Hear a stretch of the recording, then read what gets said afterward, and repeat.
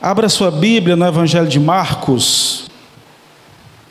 Marcos capítulo de número 10, versículo de número 17.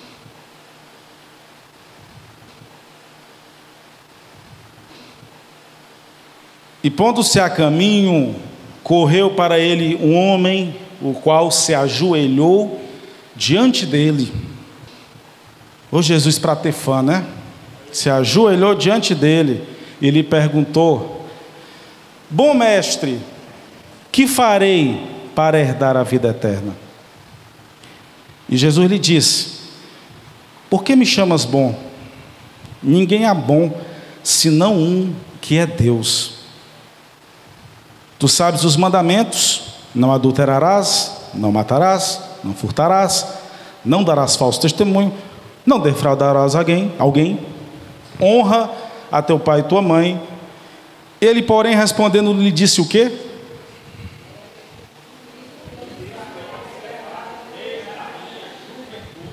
E Jesus, olhando para ele, o amou e lhe disse: falta-te uma coisa, vai, vende tudo quanto tens e dá aos pobres, ó glória, e terás um tesouro no céu. E vem, toma a cruz e segue-me. Mas ele, pesaroso desta palavra, retirou-se triste, porque possuía muitas propriedades. Então Jesus, olhando ao redor, disse aos seus discípulos: quão dificilmente entrarão no reino de Deus os que têm riquezas. E os discípulos então se admiraram destas suas palavras, mas Jesus, tornando a falar, disse-lhes: filhos, deixa eu explicar. Quão difícil é para os que confiam nas riquezas entrar no reino de Deus. É mais fácil que...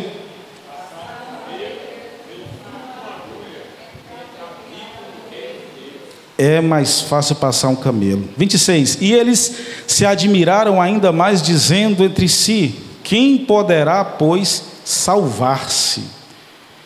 Jesus, porém, olhando para eles: para os homens é impossível, mas não para Deus, porque para Deus todas as coisas são possíveis. E Pedro começou a dizer-lhe: eis que nós deixamos tudo e te seguimos.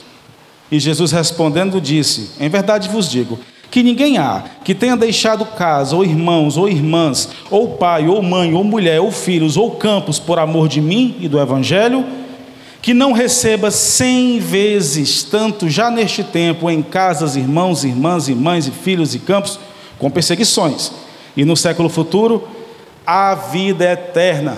Porém, muitos primeiros serão derradeiros, e muitos derradeiros serão primeiros. Amém. Pode sentar no seu lugar.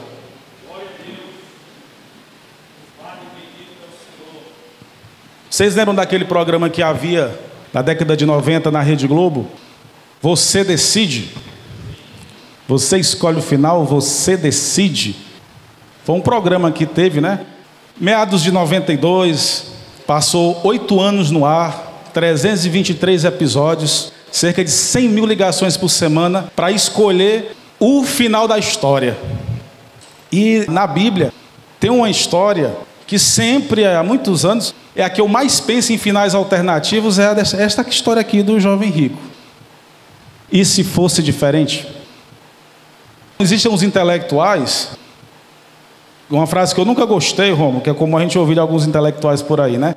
O se não existe na história. É claro, é óbvio, mas existe na filosofia, existe na arte.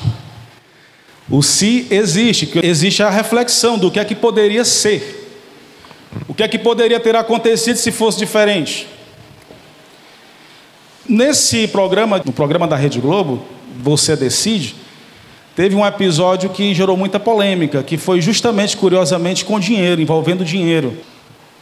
Era um episódio de um homem que se encontrava com um senhor que tinha uma maleta cheia de dinheiro, e ele conta que estava levando aquela maleta para doar em um orfanato. Mas o que acontece? Aquele senhor tem um mal súbito e morre. E a maleta fica com o homem, que era um publicitário desempregado. E aí então a votação seria: ele fica com o dinheiro ou ele dá o dinheiro para o orfanato? A maioria esmagadora votou o quê? Fica com o dinheiro. Isso gerou uma polêmica muito grande.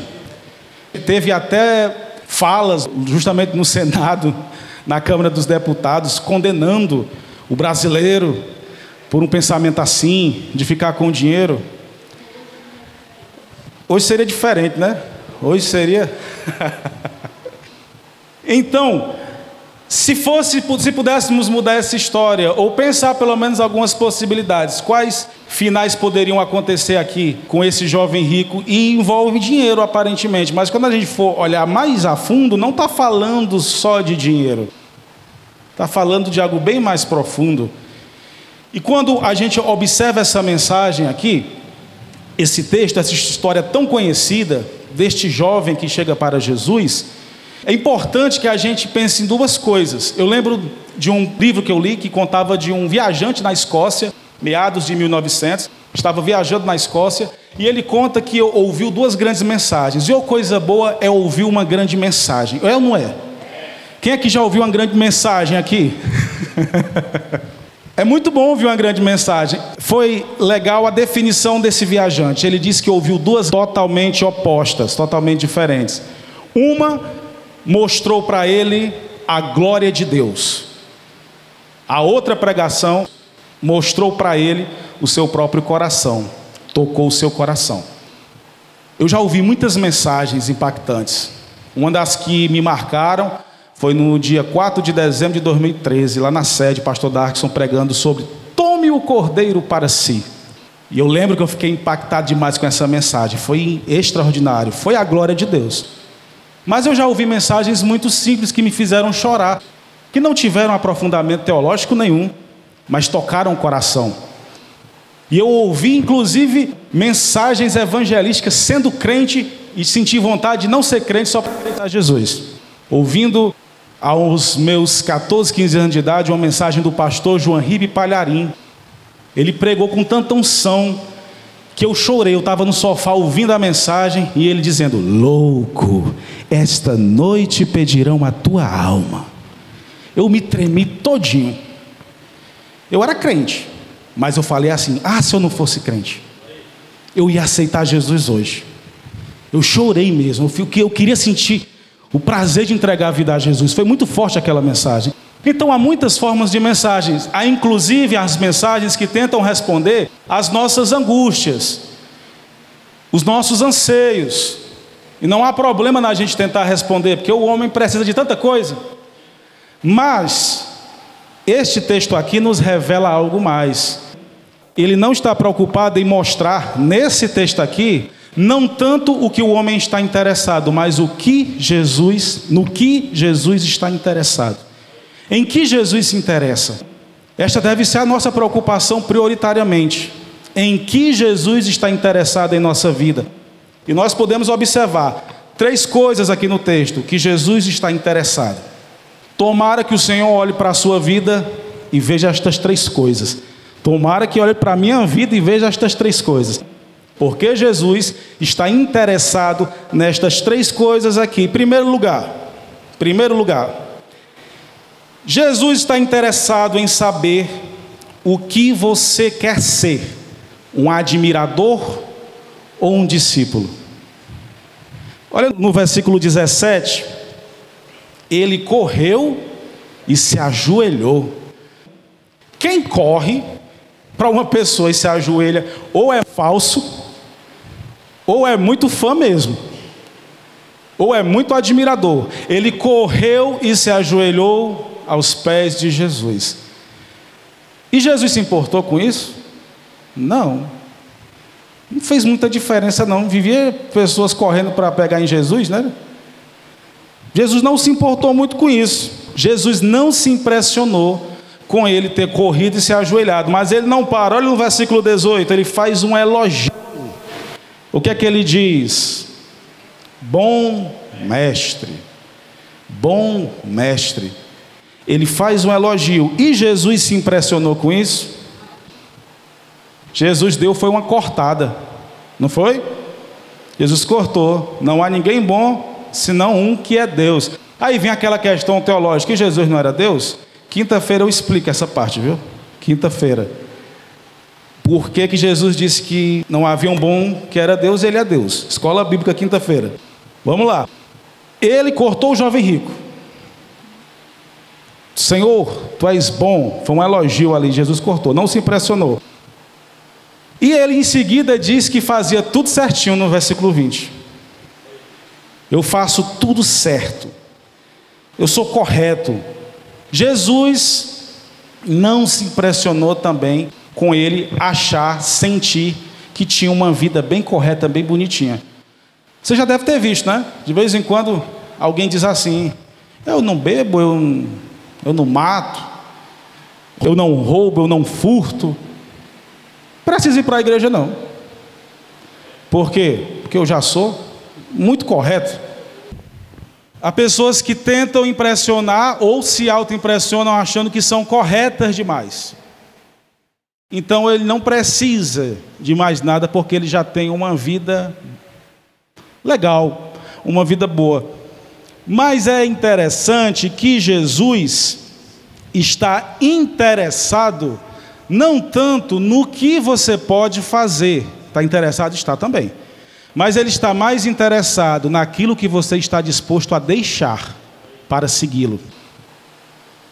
E se Jesus de repente estivesse tocando numa ferida dele? E se de repente estas riquezas, estamos no se, porque não sabemos, e se de repente estas riquezas do jovem rico fossem frutos de coisas ilícitas? Nós não sabemos. E se Jesus estivesse tocando justamente em algo que precisava ser mudado? Nós temos aqui então uma grande verdade. Jesus não está interessado em admiradores, está interessado em discípulos. E para ser discípulo, o primeiro passo é deixar que Jesus conserte as coisas. Jesus então está interessado em consertar o que precisa ser consertado. Mas eu já sou bom demais, eu não faço mal a ninguém, eu não ando mentindo, eu não ando fazendo nada de errado. Vamos ser sinceros. Não é tão difícil ter uma vida ética. Não é tão difícil. Tem muita gente que tem uma vida ética, tem ateu que tem vida ética. Não é tão difícil. Mas Jesus está chamando para um passo mais profundo. Vem e segue-me. Vem e anda comigo.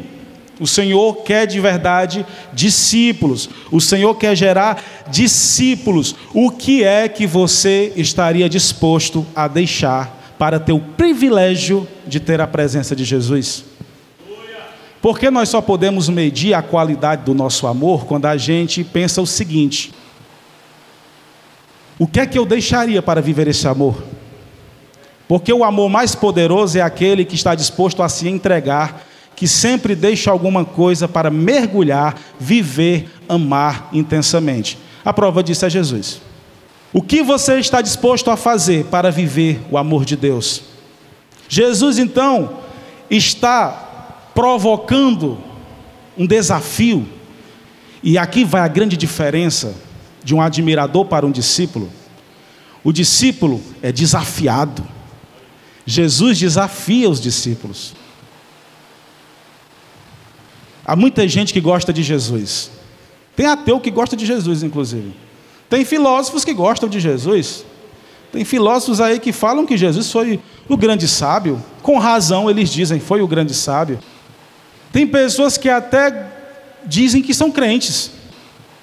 Ele gosta de Jesus. E este jovem aqui, ele gostava de Jesus. Ou pelo menos tinha ouvido falar de Jesus e pensou: esse Jesus deve ser muito, muito importante. Vou tentar me aproximar dele. O grande sinal que tem pessoas que gostam de Jesus, mas não querem comprometimento com Jesus, é que eles estão dispostos a ir de vez em quando aonde Jesus está. Mas depois ele volta. Tem pessoas que até vão dizer assim para a gente: não, eu vou na igreja, no Natal. Todo Natal eu estou na igreja. Não tem problema. Importante, Jesus está no meu coração. Tem gente que pensa assim. Tem gente que vai até onde Jesus está, mas nada acontece, nada muda, porque ele não esteve disposto a fazer a grande entrega que Jesus queria. E Jesus não pede tudo, a mesma coisa para todo mundo. Jesus se relaciona individualmente com cada um de nós. De repente ele pediu uma coisa a você que não pediu a mim. Mas uma coisa é certa, ele quer que a gente entregue a nossa vida. Ele te chama para ser discípulo. Porque nós só chegamos até aqui hoje. O Evangelho só chegou até você porque houveram discípulos que quiseram levar a mensagem, viver a mensagem adiante, formando outros discípulos. Nós fomos alcançados por discípulos. O Evangelho chegou no Brasil porque discípulos cruzaram as fronteiras a navio. Nós então temos que ter pelo menos um senso de gratidão. Já que a mensagem chegou até a mim, porque um legado foi produzido, eu vou produzir um legado para as próximas gerações. Isto é ser discípulo. O Senhor está interessado em admiradores? Sim ou não? O Senhor está interessado em discípulo. Segunda coisa que Jesus está interessado. Qual é a primeira? Saber, exatamente, saber o que você quer ser, admirador ou discípulo. Fã tem demais. Quer saber se você quer compromisso. Em segundo lugar, Jesus está interessado na discussão do interior do copo e não no exterior do copo. Em outras palavras, Jesus está interessado na discussão do conteúdo e não da embalagem. Por quê? O que é que acontece? No versículo 23, Jesus diz que dificilmente entrarão no reino de Deus os que têm riquezas. Esse texto já causou tanto problema. Existem até hoje algumas correntes aí que dizem que para ir para o céu tem que ser pobre. Claro que o outro lado também é meio maluco, né? Inclusive aqui na época de Jesus havia uma crença muito clara entre os judeus que o homem próspero é porque ele era fiel a Deus. O homem pobre, doente, é porque ele era infiel a Deus. Isso não tem respaldo na Bíblia, mas eles imaginavam isso. Jesus então está tocando justamente nos alicerces ali das crendices judaicas. Mas olha só, Jesus diz que dificilmente entrarão os que têm riquezas. E isso causou muito problema na história da igreja. Existem até cristãos que dizem que Jesus era socialista, comunista. Existem cristãos que dizem, inclusive um intelectual aí, que disse que leu Karl Marx e viu Jesus. Eita! Há pessoas que distorceram, e o texto principal para pensar que Jesus é contra você ter alguma coisa é esse texto aqui. E então transformaram o Evangelho numa ideia social e que não é aprofundada, que é uma coisa superficial. Só para deixar um parênteses aqui bem claro, Jesus nem é comunista, nem é capitalista. Jesus é do Evangelho. Jesus é da alma do ser humano. Jesus quer salvar o ser humano. O Evangelho é maior do que as ideologias humanas. Mas um fato aqui que Jesus faz questão de dar uma explicação. Filhos, quão difícil é para os que confiam nas riquezas ir para o reino dos céus. Agora melhorou. E então, ele diz em seguida, que no versículo 27, que Deus pode salvar o rico. Vocês leram isso? Que não é impossível o rico ser salvo, porque Deus pode salvar. Então Jesus não está trazendo uma discussão rasa, superficial. Se for pobre, é de Deus. Se for rico, não é de Deus. De jeito nenhum. Tem que dar tudo que tem. Já pensou se todo mundo para servir Jesus tivesse que dar tudo que tem? Ia para o lugar dos outros que não tem. Tinham que enviar outros para poder dar tudo que tem. Ia ficar nessa. Então Jesus está mandando ou não está mandando ele dar tudo que tem? Você lembra de Zaqueu? Lembra daquele louvor? Como Zaqueu, quero subir. O Zaqueu foi tocado pela mensagem de Jesus e disse assim: agora eu vou dar metade dos meus bens aos pobres. Bonito, né? Se Jesus fosse preso ao que acham que ele estava falando aqui, ele tinha dito, não, 100%. 100% que eu, para o outro lá, eu disse que é 100%. Não, Jesus disse assim, hoje houve salvação nessa casa. Porque Jesus não está interessado na quantidade. Jesus não está falando de números. Jesus está falando de intenção e de intensidade. Em outras palavras, o problema não é você ter um avião. O problema é você não ajudar ninguém. O problema não é você ter uma mansão. O problema é você não servir ninguém. O problema não é você ter um carrão. O problema é você não dar uma carona a ninguém. Esse é o problema. Para Jesus o que importa não é quanto entra, é quanto sai. Para Jesus o que importa é a tua intenção, é a tua entrega. Jesus não disse que tinha que ser 100% para todo mundo. Especificamente para este jovem rico, ele fala isto. Para muitos outros ele nem pediu nada de dinheiro. Ele tocou na ferida de quem precisava tocar. E às vezes a gente percebe, nós encontramos pessoas que gostam de falar mal de quem tem dinheiro, não é verdade? Não tem um pessoal que fala mal, porque ele atribui o ter dinheiro ao caráter. Curiosamente, são pessoas que não fazem nada por ninguém. Tem gente que não é rico, mas também não ajuda ninguém com o que pode ajudar.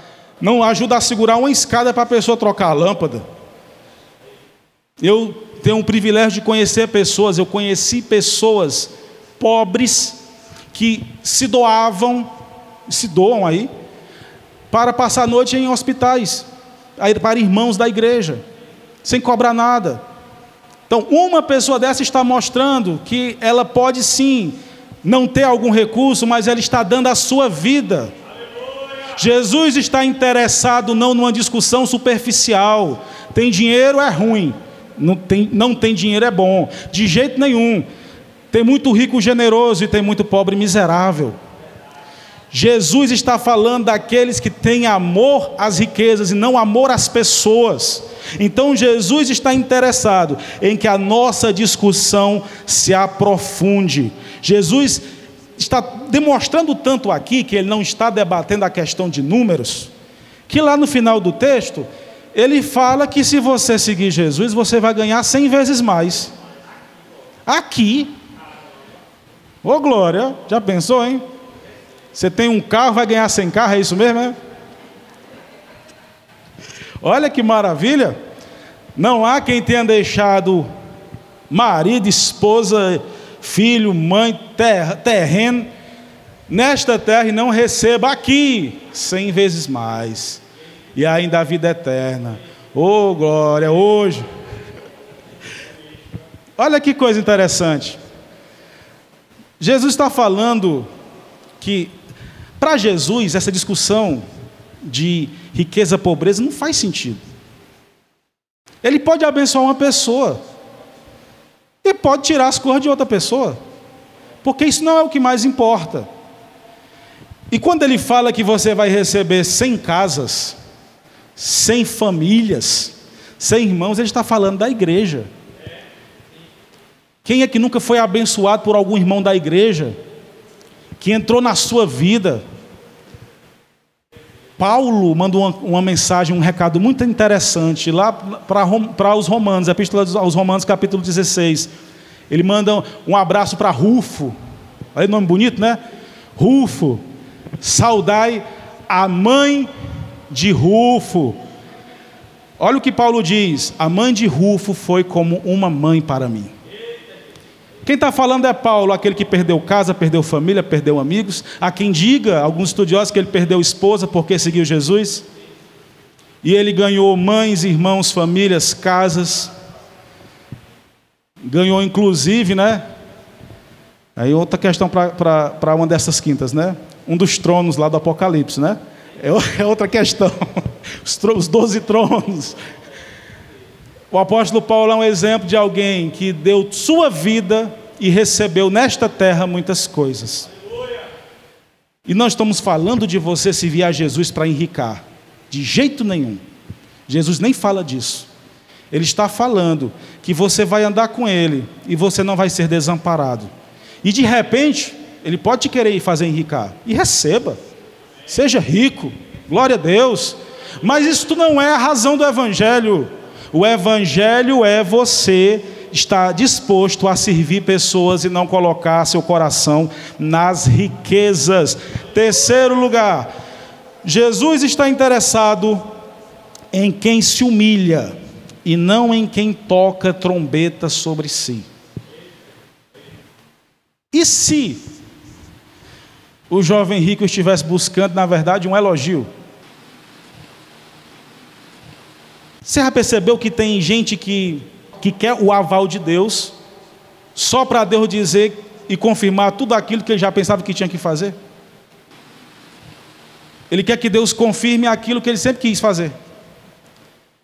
Ele quer que Deus diga que as suas emoções é a voz de Deus. Não é que Deus não vai confirmar no nosso coração muitas coisas, claro que Ele confirma, claro que Deus fala. Mas tem pessoas que nunca fazem outra coisa senão a própria vontade.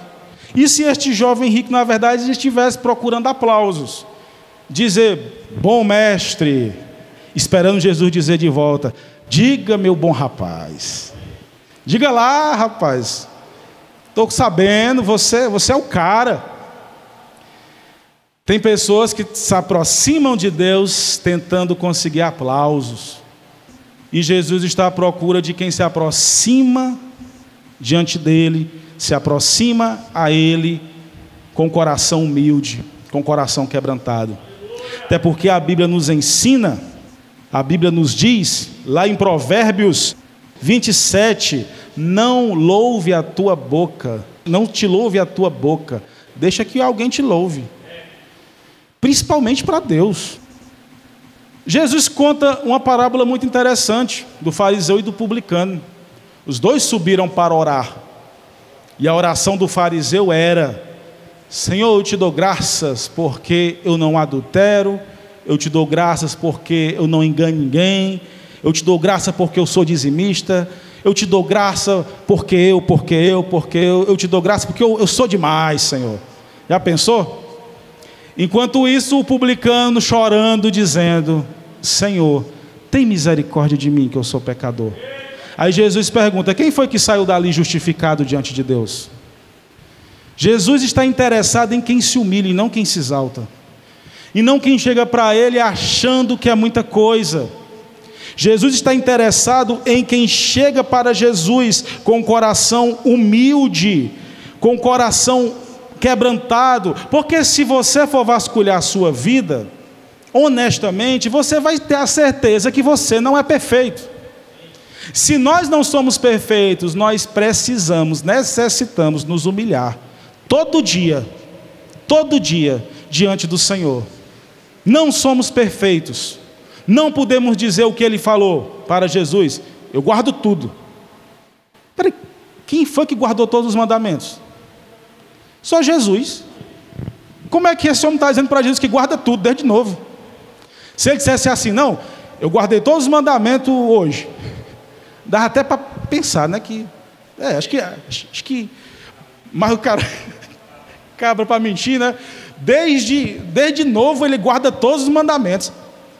613 mandamentos, está lá na lei. Então uma pessoa dessa está querendo, possivelmente, receber um aval de Jesus. Tá aí que eu virei teu fã? Pronto. Qualquer coisa eu apareço aí para pedir uns conselhos a você. Jesus dizendo para ele: já pensou? Talvez era isso que ele estivesse esperando.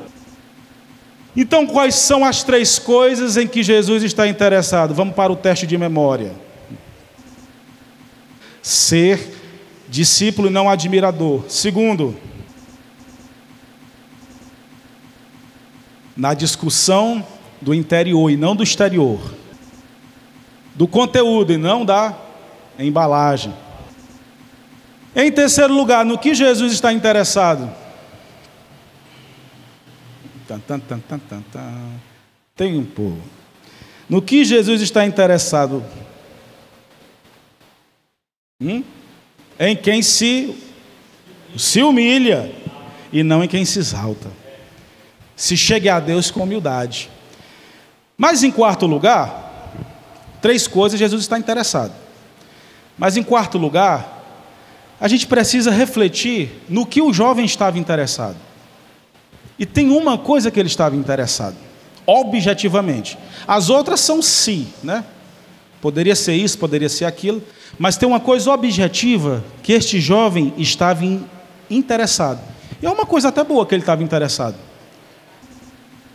Qual era? Herdar a vida eterna. Que coisa boa! Que coisa boa alguém querer herdar a vida eterna. Que coisa boa alguém saber que existe esperança após a morte. Que existe vida após a morte. Ele chega para Jesus, no versículo 17. E ele quer saber, Senhor, como é que eu me safo? Como é que eu vou para o céu? Como é que eu consigo? Ele queria um pacote de regras a mais, porque ele era bom em pacote de regras. Um pacotezinho de regras, uma senha, um código. Faça isso e pronto. Aí você consegue a vida eterna. Tem muita gente que até hoje pensa assim: eu preciso descobrir o que eu tenho que fazer, o que eu preciso fazer para ser salvo. Mas a resposta de Jesus é maravilhosa, porque Jesus identificou, evidentemente, que ele queria a vida eterna. Ele não queria Jesus. Ele queria a vida eterna. Ele não queria Jesus. Por isso que Jesus o desafiou. E se fosse só um teste? Se Jesus tivesse dito assim: vai, vende tudo que tem, dá aos pobres e segue-me. E ele de repente pensou: pois está aí que eu vou fazer? Vou vender agora.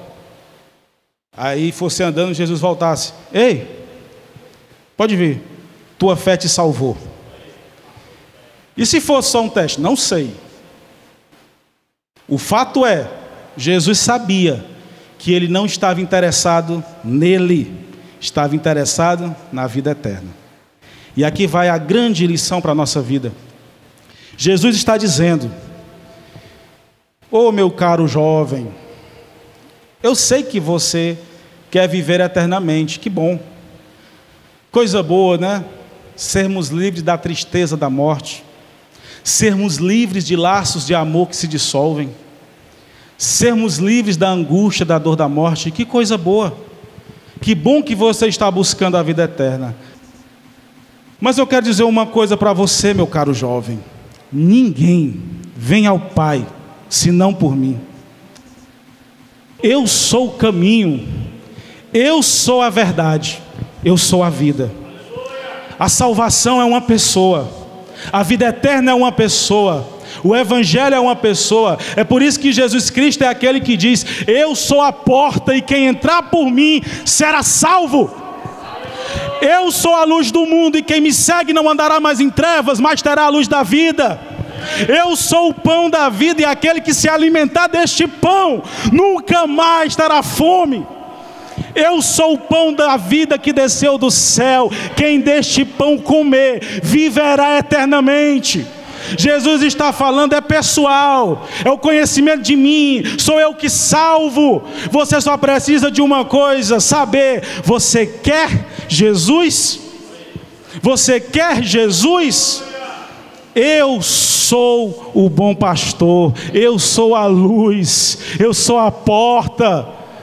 Jesus Cristo está nos mostrando que se trata de conhecer a Ele, porque Ele é o caminho da salvação.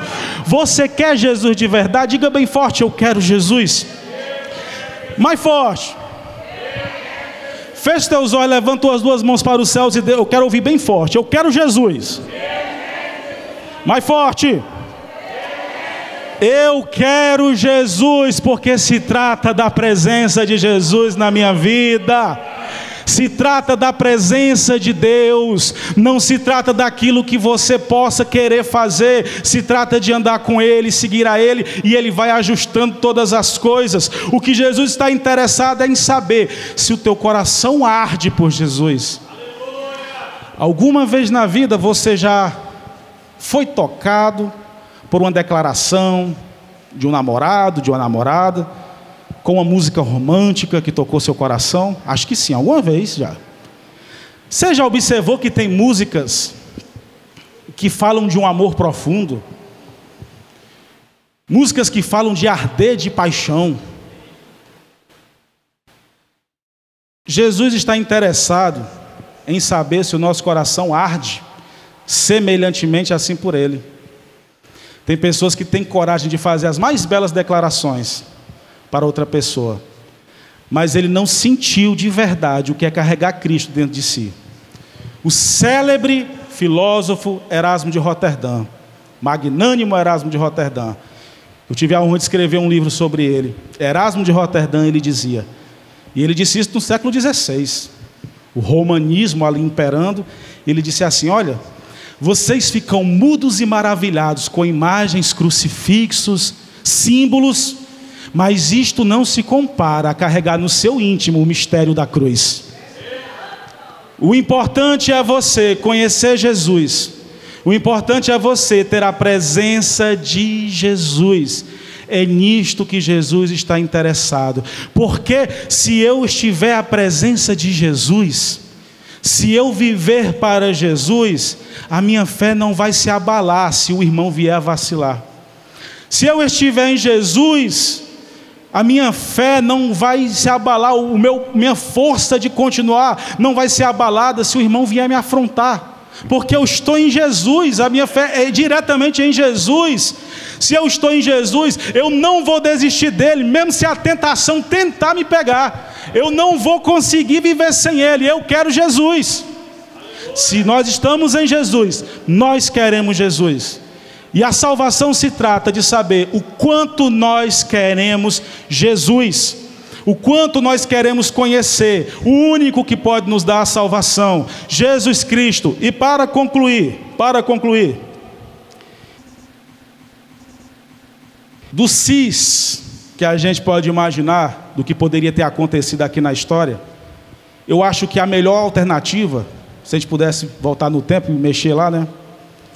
A melhor alternativa era o jovem rico ter dito para Jesus, chorado, e dito assim: mestre, eu não consigo, eu não posso, mas eu te amo.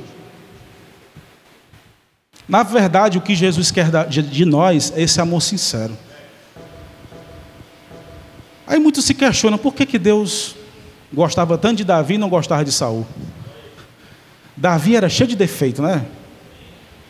Mas Davi tinha um amor por Deus tão grande, que quando ele comete aquele pecado lá, terrível, né? Contra Betseba, contra Urias, ele vai escrever, ele é exortado pelo profeta sobre o seu pecado, e vai escrever o Salmo 51. E ele poderia ter pedido muitas coisas a Deus: Senhor, por favor, não tira de mim a coroa, não tira de mim a minha riqueza.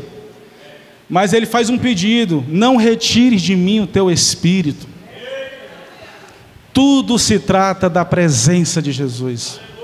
O quanto você quer a presença de Jesus na sua vida, o quanto teu coração arde para ter Jesus dentro de si, o quanto teu coração está ardendo para viver para Jesus. É disto que se trata, é isto que Jesus quer, é isto que Jesus busca. Se você ama a Deus, você deseja de verdade a sua presença, o seu coração vai ferver na casa de Deus. E o convite do discipulado para ser discípulo é você estar engajado, é você ser um missionário do Senhor, não ser uma pessoa somente que diz que gosta de Deus. Tem que ser muito ruim para não gostar de Deus, né? Deus é tão legal, né? Mas ser uma pessoa que diz: eu vou mergulhar, eu vou fazer, eu vou ser e fazer igreja. Não é só aquele discurso: eu sou igreja, de jeito nenhum. Tem que ser e fazer igreja. E se você estiver fraquinho, se você estiver sujo, o melhor lugar é aqui mesmo. Este jovem rico achava que estava limpo, achava que era bom, mas se ele tivesse reconhecido e dito para Jesus, chorando: eu não sou, eu não posso, é mais forte do que eu, essas riquezas. Jesus com certeza o teria abraçado e dito para ele: olha, ande comigo, eu vou consertando devagarzinho as coisas, eu vou mudando as coisas, ande com Jesus. Aquela história, não, eu vou para a igreja só quando eu deixar de fumar. Não, venha para Jesus, que Jesus vai fazendo a obra. Venha para Jesus. Jesus é aquele que convida e quer andar com todo aquele que está com o coração quebrantado. O que Jesus quer, principalmente de nós, é que a gente reconheça que nós somos barro. A proposta da serpente sempre será: seja indestrutível, seja como Deus. A proposta de Deus sempre será: seja barro, seja quebrantado, porque Ele é o oleiro. Porque Ele é o oleiro que quebra o vaso, faz o vaso novo e refaz o vaso. Vamos ficar de pé neste momento?